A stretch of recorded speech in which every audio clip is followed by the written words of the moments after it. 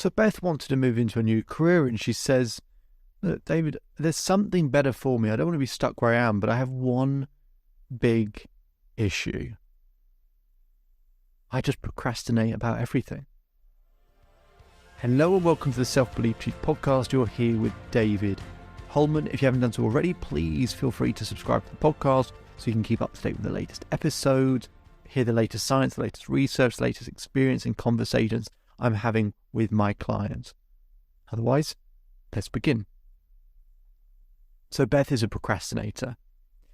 If you're listening right now, you may well be a procrastinator as well. That might sound very, very familiar. We all know what procrastination looks like. You just can't be bothered to get on with it. There's something that you feel like stops you.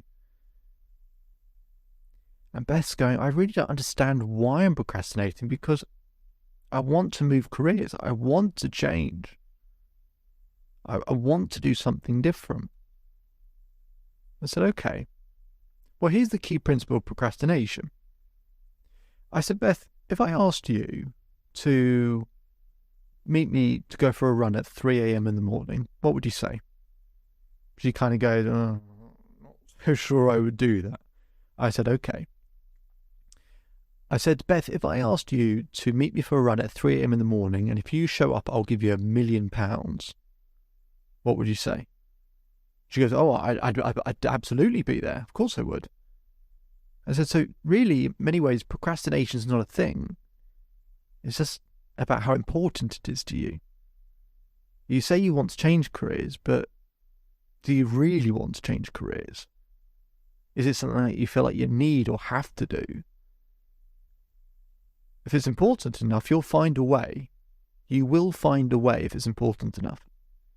And everything that's about, in terms of motivation and why we procrastinate is when we don't change, when we're not ready or willing to take action, we're associating more pain with taking action than not taking action. Even if it's just the effort to do something and to get up and drag yourself, and maybe your back hurts, and actually it's going to require a lot of time and a lot of effort, and I'm not sure if it's going to work. And it's a lot of pain compared to actually, it's less pain if I just stay here. I don't like where I am, but it's less pain. And that's what most people in life do. And they associate more pleasure with staying where they are, even if it's not pleasurable, but it's just more pleasure staying where they are than doing all the work of changing.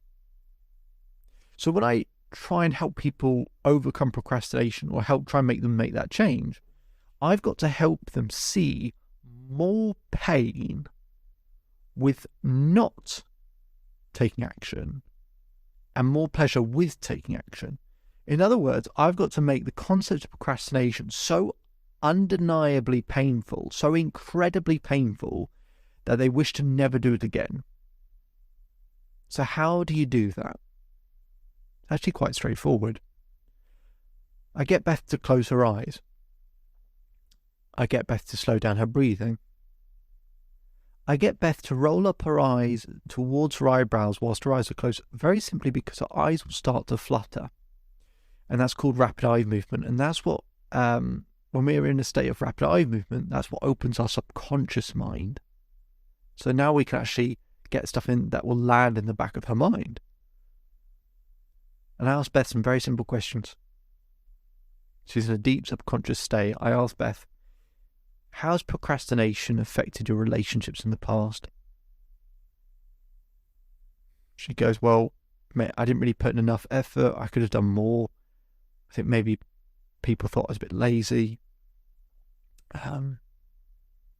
Maybe it's caused a few breakups as well, if I didn't put enough effort in. I said, how did it affect your finances in the past? She said, well, I could have probably had a few more pay rises, a few more promotions, if I could just get myself to work harder, to push myself more, to take more action. I could be in a much better position, but in the past it's probably cost me money. I said, how has procrastination in the past affected your health? She said, well, because I feel stuck, my anxiety and stress increases. I feel more and more uncomfortable. It makes me take less and less action. I said, in the past, how has procrastination affected your social life? She said, oh, I turn up late to things, or just not turn up at all, or I'd put it off and I'd not see people and I'd let people down. I said, how has procrastination in the past affected your children? You said, maybe they've not seen the best of me. I said, feel all of that in your body. Notice where in the body you feel it. She says she feels it in her chest. She feels it in her stomach. I said, just live in that feeling for a minute. She's squirming ever so slightly. She's feeling uncomfortable, I can tell. And I ask her the same questions about the present. How are your relationships being affected in the present by your procrastination? How's your health being affected in the present? How's your finance and your career being affected in the present? Your social life, your children, how are they being affected in the present? So she answers those same questions and she's stacking it and stacking it and stacking. And she's squirming more because she's getting more and more uncomfortable. It's in the body. When you start stacking all of that past and all that present and all the consequences of all of that in one moment, it starts to get incredibly uncomfortable. And then we do exactly the same in the future.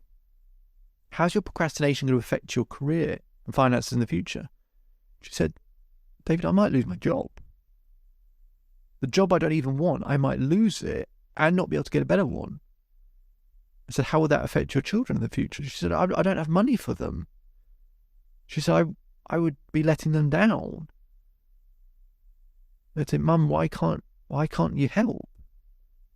I said, how would it affect your health? She said, I'd take such little action, I'd probably stop exercising. My fitness would get worse, my flexibility would get worse, therefore my mental health would be worse. I said, how would your mental health in the future being worse, how would that affect everything else? She says, it wouldn't do anything. It'd ruin all my relationships. It'd ruin everything. So feel it all in the body. And then I get her to feel all of that stuff in the past, the present and the future all in one go. She's saying her stomach is starting to cramp, it's starting to hurt. It's starting to feel really uncomfortable because she can feel it all deeply in a subconscious state. The discomfort. And I get her to sit in it for 30 seconds, a minute, 2 minutes. She's finding it really uncomfortable. We start conditioning and anchoring that feeling to something very simple, like a click or a clap, just so that anytime that happens, this feeling will return. We come out of the exercise, she opens her eyes. I said, Beth, do you feel like procrastinating ever again? She said, I can't procrastinate ever again. I can't do that. I can't have this life. It's been unbearable. It's affected me so badly. My future's going to be awful. So rather than it just being something she wants to give up, it's now something where she's going, I have to emotionally, not just logically, emotionally have to give it up. It has to change because now the consequences she's really feeling. And it's about stacking as much pain as possible. And then now there's more pain with her staying in the way that she is, a procrastinator, than changing. Now she's willing to start taking action because the alternative is too painful. And that is by creating enough leverage. And that is how we can overcome a habit like procrastination. If you want to learn more, visit the Self-Belief Chief website for more information. We'll put a link in the description so you can schedule time with me for free as well if you want to be able to work with me on an ongoing basis to help with something like this. My name is David Holman. If you change today will change your life. So enjoy the rest of your day. Enjoy the rest of your life. I'll speak to you again soon.